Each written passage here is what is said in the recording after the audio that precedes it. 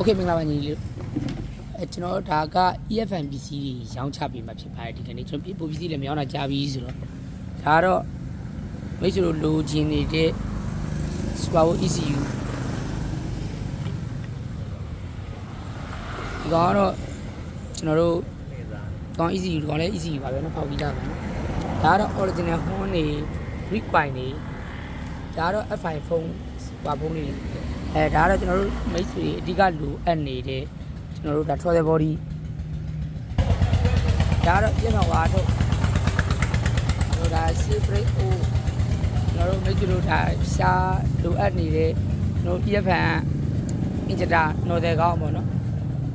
ဒီဒါကျွန်တော်တို့တုံးလေးတွေ original ကျွန်တော်တို့ဝါမှလိုချင်ပါတယ်ဆိုရင် original clutch ကျိုး EFN နော်ဒါကတော့ server ဒီပါကျိုး oil နဲ့မတ်တဲ့ကျွန်တော်ညီကိုဒီပါကျိုး oil လေးတင်နေရပါနော်ဒါကတော့ Super EFN ရဲ့မရှိမဖြစ်လို့တဲ့ကျွန်တော်တို့ဒီ trouser body တက်တဲ့ engine နဲ့တွဲတဲ့ rubber လေးတွေပါနော်ဒါ EFN အတွက်ပါ EFN ကာဗီတာနဲ့မတူပါဘူးဒီကောင်ကတော့ရပါဦးမယ်ဒါကတော့ F sensor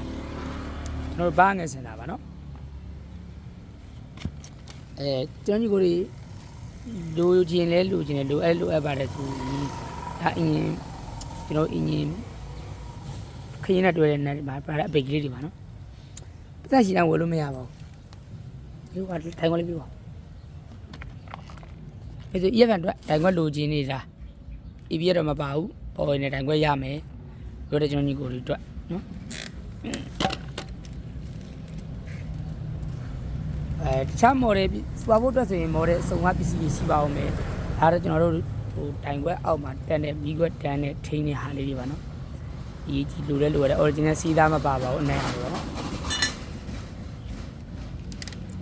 ဒါတော့တိုင်ခွက်တော့ဝန်ထိုင်လေးနဲ့ EFN တက်လာတဲ့ဟာလေးတွေပါ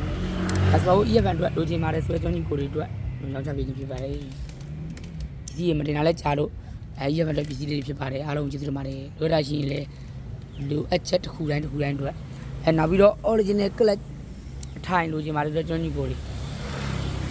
ဟိုနေကျွန်တော်တို့ကလကိုင်းမှာကြိုက်ပါတယ်ဆိုတော့ကျွန်တော်ညီကိုတွေတော့ဟိုနေကလကိုင်းဖြစ်ပါတယ်အားလုံးကျေးဇူးတင်ပါတယ်နော်